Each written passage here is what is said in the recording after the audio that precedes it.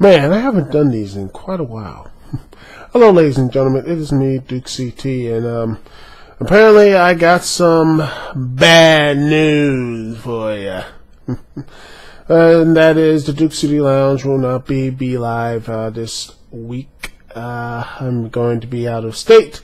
I should have put this thing up earlier, but I've been busy, taking care of some life stuff and putting up episodes and, gosh, this whole blip thing. For all that stuff. Also, I've been recording footage. You see this SD card has footage of Watch Dogs on it.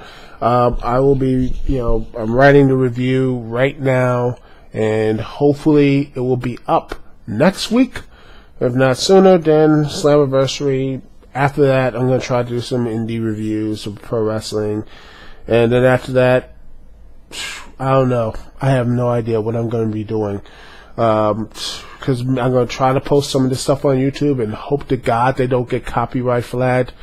I know my TNA stuff, will not be, won't be here on YouTube. I'll try to put a trailer. I'll put it up on Daily Motion or on Zcast or Rise of the Critics or what have you. But whatever. We'll cross that bridge when we get to it, boys and girls. Anyway, at the main point of this video.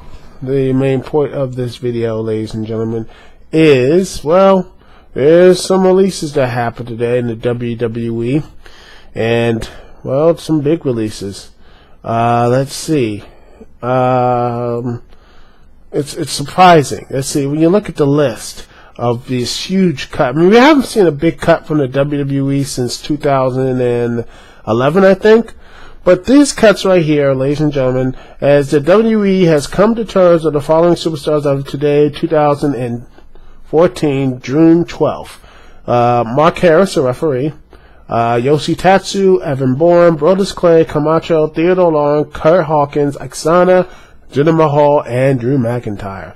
There are some people on this list I'm really surprised in them being cut. Most importantly, the big three people I thought they were going to keep. I honestly thought they were going to keep Jinder Mahal, Drew McIntyre, and Brodus Clay because those guys, I think Brodus Clay could be repackaged and be something really good and replace the Big Show as the next big guy type of threat. Because I think they say that he's really, he lost weight, he was really motivated, and they cut him. I heard he had some good stuff with Aaron Neville, so I don't know why they did that, And Drew McIntyre and Jinder Mahal, the 3-1-B stuff was hilarious. I think it's funny. I think they're really good. I think there was really good stuff here. I thought their stuff was with Hornswoggle was really good. Made Hornswoggle exciting. And it's a shame. It's sad. But hey, I thought Drew McIntyre was going to be shed away from it and eventually become like the chosen one because he has that personality. I think when he showed back in that Elimination Chamber he was in back a couple years ago, I thought he was actually pretty good. I thought that he was going to be up there. I thought they were going to do something. But the WWE doesn't want to do that. They want to push, movie stars, what have you, and guys who aren't really making stars like Randy Orton for God knows, I don't know why. But whatever. And Jinder Mahal, I thought he finally found his niche and got over as something really funny. I like Dream-Man. I thought Jinder Mahal in the Dream-Man group, Dream-Man band, was hilarious. I think, something like that, and it was really interesting. Everyone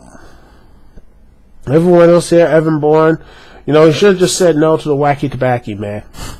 You have to do your job. You got to do your job, man. Just, stop smoking that stuff. And honestly, that injury, I don't know if he's ever going to come back from that. I think he's done.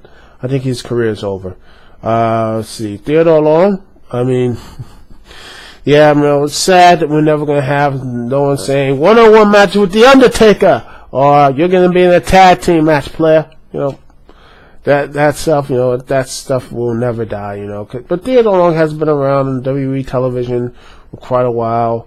And the rest of them, Yoshitatsu, I thought he would have been interesting, but they never did anything with him. You can say that with most of the WWE talent now, and it's sadly you can say that. is that they have interesting talent, but they don't know what to do with them. It's sad because they're going after this indie talent, like, say, Kevin Steen and Prince Devitt and all that type of stuff. And to me, that means nothing. It's good, but if they can't manage the stars they have now, what makes you think they're going to manage someone like Sami Zayn or all these indie guys coming in? If they can't manage them well beyond NXT, then why bring them in? If they can't manage the stars they have right now, what do you think they're going to manage well when they get to the big top? That's my thing. And it's really sad. But honestly, when I look at all these guys, again, I really am disappointed at Brodus Clay leaving, because I really thought he could be really good. And call me nuts, I want him. You know what I would love to see Brodus Clay in? No, not TNA. No. Ring of Honor. Yes, I would love to see Brodus Clay in Ring of Honor, because it would really, first off, it would be really shocking seeing someone this size and look be in Ring of Honor. It would actually be a bit of a difference and such, because, I mean, I love Ring of Honor, but it just seems like it's a little too, 5-foot guys. Besides Chris Hero, it's just a land of this 5-foot guys, semi-type style and such, And don't get me wrong, I love Ring of Honor. I think Adam Cole's a good champion. I can't wait till Michael Elgin finally gets his championship shot. I think that would be more interesting. But come on, I mean, in my personal opinion, Adam Cole and his promos, I saw some of his promos on Ring of Honor. I watched some of his stuff. I'm just, I think he's trying a little too hard. I mean, he's trying to be a little bit like Dolph Ziggler, a mix between Dolph Ziggler and Bobby Roode, but just failing really hard at it. I mean, he's trying a little too hard. He's trying to be, and then him whispering some places and some. I mean, I just watched his birthday present to Kevin Steen video a couple hours ago. Seeing some Adam Cole promos and stuff, and then he says, "Because I am the Ring of Honor champion." Like, why are you whispering? Like, why did he need to whisper? Was it trying to be serious? Is he trying to be overall threatening? You can be threatening when you don't have to be. I mean, Bobby Roode doesn't need to whisper. He goes and talks in this very confident tone and just says, he's the best, and he proves it.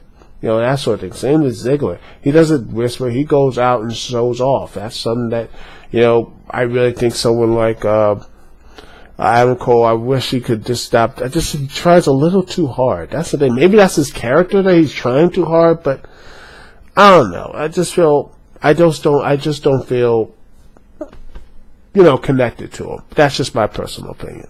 I could be wrong, but, anyway, as for the rest of the list, I hope all of these guys and gals, Asana, Jinder Mahal, Drew McIntyre, Kurt Hawkins, Theodore Camacho, Brodus Clay, Evan Bourne, Yoshitatsu, and Mark Harris, all find some stable footing. All of them get back on their feet and continue to do what they love. And I hope, just because you get released in the WWE doesn't mean they're not going to come back in some type of capacity. So it's not the end of the world, hopefully, for them. And I think someone like Drew McIntyre would be pretty good for someone like, I say, TNA, Global Force Wrestling, whenever it gets packed up, Ring of Honor, whatever. These guys are truly talented. So especially if Evan Bourne's 100%, I think he'll be just fine. And most of these guys will be just fine as well. Anyway, this is Dixie T here. Peace and love. I'll see y'all when I see y'all later.